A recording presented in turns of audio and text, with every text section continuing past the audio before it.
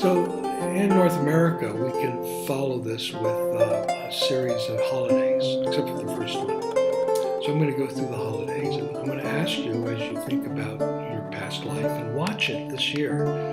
When do you start noticing the first symptoms? They won't all come together at the same time. They'll creep in very, very subtly. And sometimes you won't notice till a couple of weeks later. You say, "Oh, I've been down and out for the last 4 weeks. I didn't even know it." It helps to have a friend or a family member remind you that you're inside. That's what I rely on. My wife tells me she knows before I do when sad is impacting me.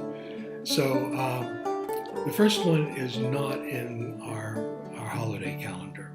It happens very early. It happens the 1st of August. In Celtic lands, Ireland, Wales, Scotland, it was based on the Celtic calendar, and it's called quarter days. We know about quarter days because Halloween is a quarter day, November 1st. So every 3 months, a new quarter begins, and they measure it from the first of the month. We'll talk about that later also because it's a good guide through SAD and the winter blues. But the one that begins autumn, not summer, the one that begins autumn is August 1st. Autumn goes from August 1st to November 1st. So it's a little odd for us. We think, oh, that's still summer, you know. You have those hot days in August, and you're down at the beach sunning yourself. Well, this is autumn. But if you live in the countryside, if you're a farmer, for example, you'll know that the harvest begins around August 1st. And you know, most parts of the temperate world, the grain has ripened, the fruit has come in, the orchards are being picked. Where we live in Maryland, the beginning of August is when the peach trees are ripened. And so I have a severe case. So come August 1st, I better start looking for clues. I have a little reminder on my calendar on my computer. August 1st, start looking for clues. And then over the next 3 months, I've got little notes that appear the same day of the every year, indicating one thing or another. I noticed one note might say a sense of time slowing down, like an altered state of conscious, isn't it? Consciousness. That will happen.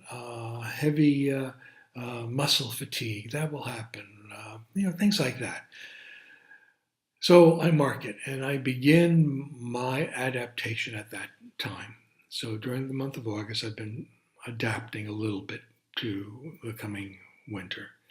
Now, most people don't start in August. So you probably don't start in August. A few of you do. I'm sorry.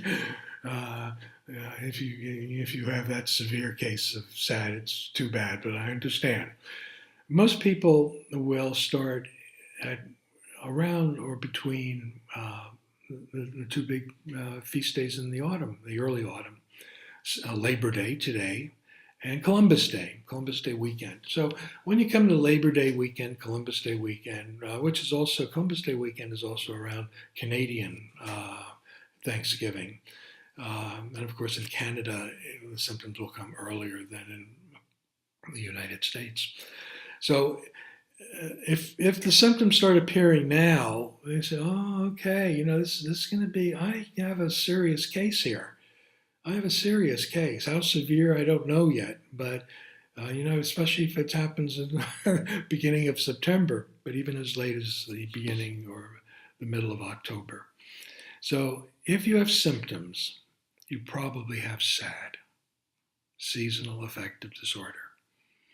Now, if your symptoms come later, they're much more mild. They will be much more mild. And so the next feast day is American Thanksgiving. Well, actually, it's not American Thanksgiving. It's Halloween. Halloween on October 31st, November 1st, and a couple of weeks after Columbus Day. And then also American Thanksgiving at the end of November. So the month of November is when, if you have SAD, even if you have only a moderate case of SAD, it'll set in then. it will, by Thanksgiving, you will have symptoms. And so you have SAD, most likely. You may have some other disorder, and this is why you may want to check with a physician or a counselor or whatever. But on this kind of very unscientific holiday scale, it's a good chance that you have SAD. Now, if the symptoms don't appear until December, or the end of December, even Christmas time, you probably only have the winter blues. And this is where we get confused, because many people say, well, I'm just fine until the holidays are over, but then in January and February I get really depressed. That may not be a sign of SAD. That may simply be cabin fever, because the days are going to start to literally get longer in around the 21st, 22nd of December. And if you have SAD, you'll pick up that shift relatively early. I can notice it by the middle of January. So, and then of course in the spring you'll be over SAD earlier if you have a minor version of it. So I'm not over SAD. I'm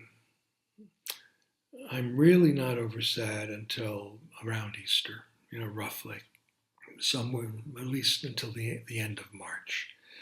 And then of course you get tricked by the spring, especially if you live in a northern climate. But we'll talk about that later, how to not get uncoordinated because you just forgot something really important in awareness, to be aware. So you're somewhere on that spectrum. So watch it this year in particular. Think about past years, evaluate where you are, and say, do I have severe SAD? Do I have moderate SAD? Do I have mild SAD? Or do I have winter blues? Serious winter blues, or a mild case of winter blues? And all of the things that I will talk about on the website, on the Facebook page, are meant to help everyone, not just people with SAD, not just people with winter blues, because everyone has a touch of it, especially in a northern climate, and it helps get through the winter season. There are things that you and I can do that make it easier for us to enjoy. I mean, not just survive. We don't want to just survive. We want to enjoy the winter season, like people who don't have SAD, who don't have the winter blues. It can be a joyous time. So that's our journey, and that's our quest. And I invite you again to join the Facebook page, follow the postings, respond to them. I did this last year on Facebook. I'm rearranging materials. I'm adding new materials. So if you were with me last year, it'll be a little different this year, a little deeper and more in depth. I hope you enjoy it. So what am I going to talk about in the next couple of audios? I don't know whether I'll do a video, but I'll certainly write it up and post it either as an audio file or a printed page. Are two important questions. One is, how do I scientifically measure whether I'm receiving enough light every day to get through the winter half of the year? Very important. Nothing to do with treating it, but how do I know? How do I know for sure? And how do I know from day to day if I skip something or miss something, or how do I know whether I'm on track day to day? Because you have to be on track day to day. One day at a time, as they say for people who have other issues. One day at a time. The second thing is, what are the tools that I can use to help me stay on track? And the tools, of course, are involved with light. Providing light, filtering light, timing of light, intensity of light, the quality of light, a lot of issues. And I want to talk about what you can do on your own whether you have winter blues or not, in order to deal better with the winter. You may not even need any kind of lighting devices. But just in closing, I have no financial interest in whatever and any of the things I talk about. I mean, so I'm just giving you my experience and my evaluation as honestly as I can do, and I hope it will help. So again, my name's Robert Bela Wilhelm.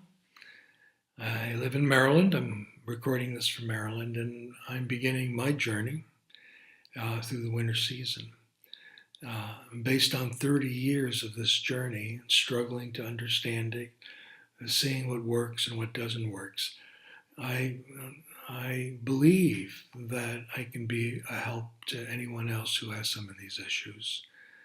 So if you have it, please come back. If you know anybody in your family, let them know. Any of your friends, they may not be aware of it.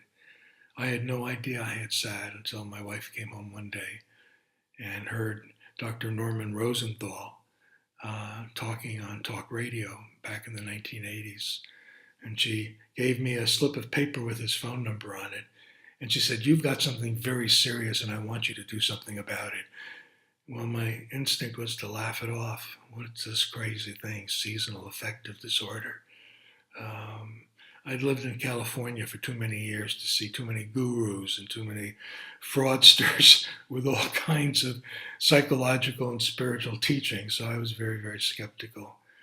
But I did have it, and I do have it. So let your friends and your family help you with this. I'm Bob Wilhelm.